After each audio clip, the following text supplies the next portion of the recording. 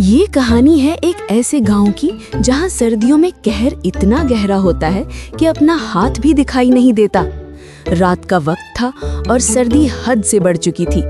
घर के अंदर सब लोग रजाई में दबके हुए थे, लेकिन दादी अम्मा को नींद नहीं आ रही थी। उनकी सारी तवज्जो उनकी खास लाल संदूकची पर थी। उस डब्बे में दादी की जान बसती थी। इसमें थे चिलगोजे जो आजकल सोने के भाव बिकते हैं। दादी ने डब्बे को 3 बार चेक किया, ताला लगाया और इसे अलमारी के सबसे ऊपर वाले खाने में छुपा दिया। उन्हें क्या मालूम था कि आज रात ये खजाना गायब होने वाला है।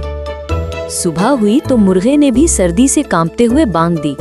दादी अम्मा चाय का कप लेकर कमरे में आई, लेकिन जैसे ही उनकी नजर अलमारी पर पड़ी, उनके हाथ से कप गिर गया। हाय, मेरा मेवा, मेरे महंगे चिलगोजे कौन ले गया?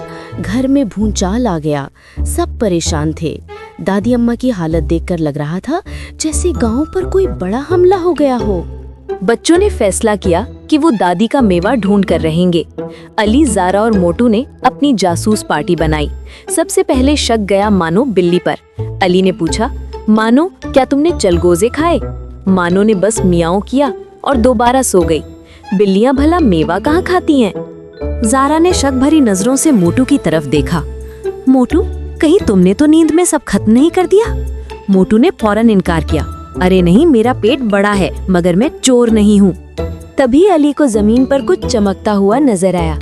ये एक मूंगफली का छिलका था, और सिर्फ एक नहीं, वहाँ छिलकों की पूरी लाइन थी जो खिड़की से बाहर जा रही थी।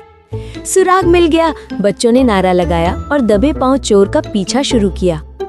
छिलकों का रास्ता इन्हें सहन में लगे पुराने बरगद के दरख्त तक ले गया, लेकिन चोर जमीन पर नहीं था, चोर तो दरख्त के ऊपर था।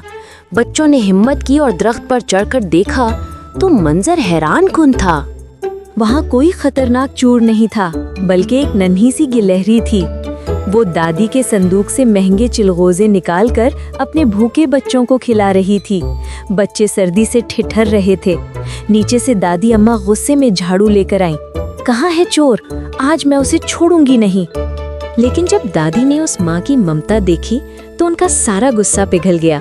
वो समझ गईं कि सख्त सर्दी में जानवरों को खाना ढूंढने में कितनी मुश्किल होती है। उस दिन के बाद दादी ने अपना संदूक छुपाना छोड़ दिया। अब वो हर शाम चाय के साथ थोड़ा सा मेवा इन नन्ही गिलहरियों के लिए भी अलग करती हैं, क्योंकि दादी अब जान गई हैं कि असली मजा अकेले खाने में नहीं, बांट कर खाने में है।